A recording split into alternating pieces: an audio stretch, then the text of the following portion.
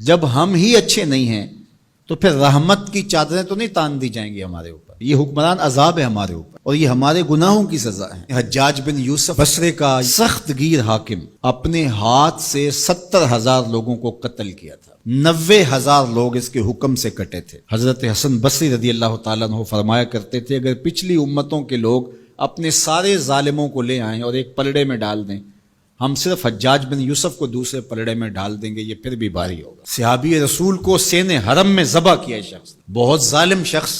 تو کسی نے جرت کی، جرت کرنے والے ہر دور میں ہوتے ہیں، اور کہا کہ تو نے حضرت عمر کا زمانہ دیکھا ہوا ہے، اگر تو بچہ تھا اس وقت، ان جیسا انداز حکمرانی کیوں اختیار نہیں کرتا، اتنا بڑا ظالم کیوں ہو گیا تو حجاج بن یوسف نے جو جواب دیا وہ 2 لفظوں میں تھا. اس نے کہا تبازروا اتعمر لکم، تم ابو ذر بن جاؤ میں عمر بن جاتا ہوں.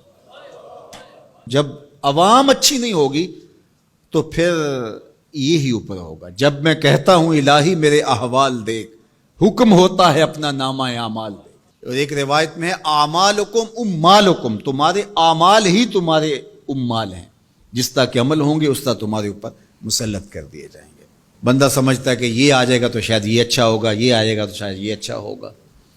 ایسے کافی دیر پہلے ایک حکومت گئی، پھر اس کی بعد دوسری آئی، تو وہ کوئی صحافی تھے تو مجھے کہنے لگے کہ آپ کیا اس پر کہتے ہیں؟ تو میں نے کہا کہ ہم نے پھولوں کی آرزو کی تھی، آنکھوں میں موتیا اتر آیا.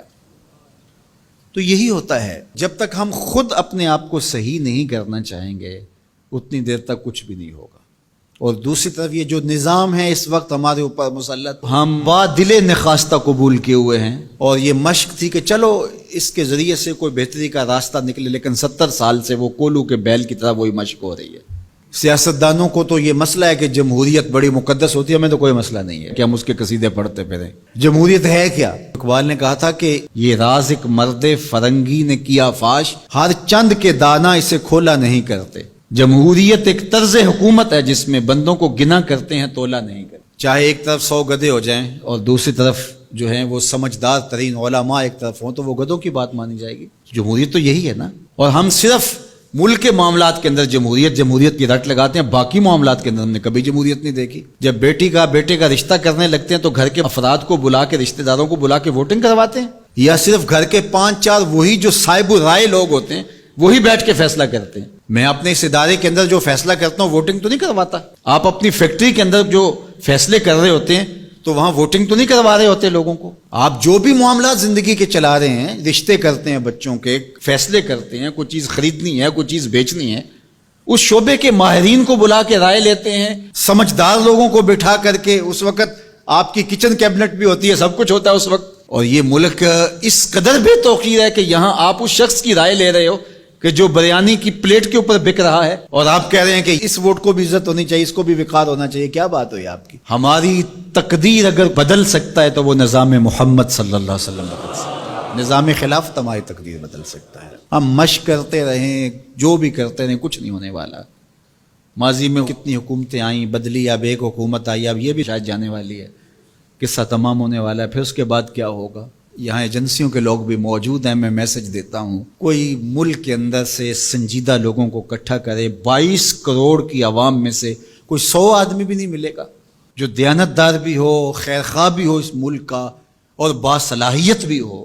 ان لوگوں کو بٹھائیں اور کوئی 10-15 سال کے لیے ان کے سپرد کریں ملک، کوئی معاملے سیدھے کریں. غریب کے لیے تو زندگی اتنی تنگ ہو گئی ہے کہ خودکشی منع ہے شریعت میں، ورنہ لوگ خودکشی کر لیں. یہ حالات اگر یورپ میں ہوں، دیگر ممالک میں ہوں، تو وہ تو اجتماعی خودکشیاں کریں. یا ہمارا مذہب ہمیں روک رہا ہے اور ہم برداشت کر رہے ہیں اور صبر کر رہے ہیں. ہمارے مذہب نے ہمیں صبر کی تلقین کی ہے. ورنہ آپ گھر سے نکلتے ہیں، کوڑے کے ڈھیر پڑے ہوئے ہیں جگہ جگہ. لوگوں کے رویے کتنے کھردرے ہو گئے. رشتہ داریوں کے اندر باہمی الجھنیں، لڑائیاں، شر فساد، ایک دوسرے کی ٹانگیں کھینچنا.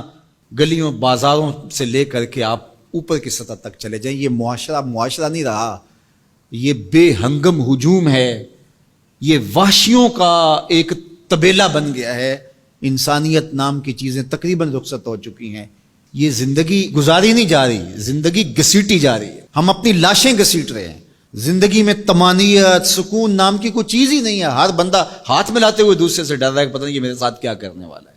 یہ تو وحشیوں کا معاشرہ ہوتا ہے، انسانوں کا معاشرہ تو نہیں ہوتا. لوگ غریب سے غریب تر ہو رہے ہیں، اور چند لوگوں کے پاس دولتیں اتنی ہیں کہ ان سے شمار ہی نہیں ہو رہی. اور نفس کی کمینگی بھی ختم نہیں ہو رہی. کھا گئے لوگوں کو لوٹ کے, لوگوں کا خون چوس گئے. وہ کبھی آپ نے کوا دیکھا ہے جو بچے کے ہاتھ سے بھی روٹی چھین لیتا ہے؟ یہ ہمارے جو بچے ابھی پیدا ہونے والے ان سے بھی روٹی چھین چکے ہیں, اور آگے ان کی نسلیں ہماری آنے والی نسلوں کی روٹی چھیننے کی تیاریاں کر رہی ہیں. تو ہمیں اپنے آپ کو صحیح کرنا ہوگا, اور میں مشورہ دیتا ہوں میری یہ باتیں ضرور پہنچائیں کہ خدا را رحم کیجئے. جو اپنے بند کمروں میں بیٹھے انہیں نہیں پتا کہ لوگ کس طرح سسک سسک کی زندگی گزار رہے ہیں, کیا اذیت ناک زندگی ہے لوگوں کی. تو اس لیے خدا را اس ملک پر رحم کھائیں. جن کے پاس قوت نافذہ ہے وہ ضرور اس کو استعمال کریں, اور کوئی ایسا فیصلہ کیجئے کہ جو یہ پج مردہ معاشرہ پھر سے جی اٹھے, اور وہ ایک ہی راستہ ہے, اور وہ راستہ میرے حضور کا دیا ہوا راستہ ہے.